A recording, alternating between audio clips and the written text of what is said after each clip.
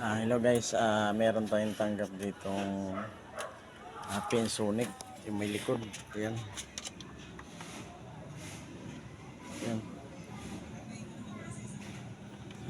Tanggap natin guys, blackout siya.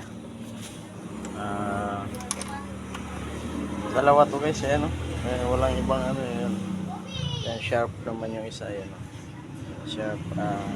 Gagawin natin guys, kung tingnan natin kung marunong pa tayo gumawa ng may likod. Kasi matagal-tagal na rin ako nakagawa ng may likod, mga 1 year na rin.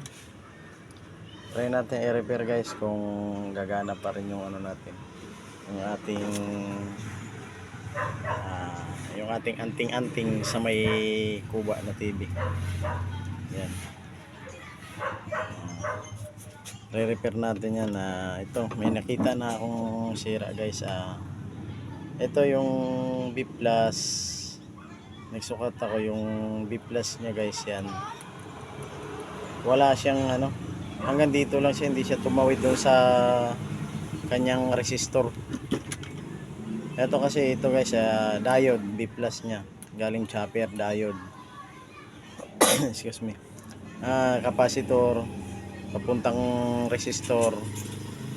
Pagdating dito guys, may masusukat tayo na B+ na 120 volts, pero pagdating dito guys, wala na siya. Ngayon, ang ginawa ko, tinanggal natin yung kanyang resistor. Yan. Nung inano ko guys, yun nga, open nga yung resistor niya. Ayan guys, ang resistor niya, yan. Yan.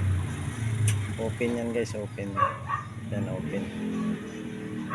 So hindi ko alam kung bakit siya bumigay.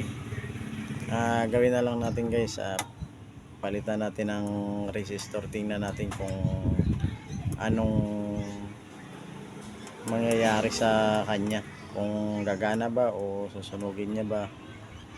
Yun lang guys, update ko na lang kayo mamaya pag natapos ko siya. Bye bye.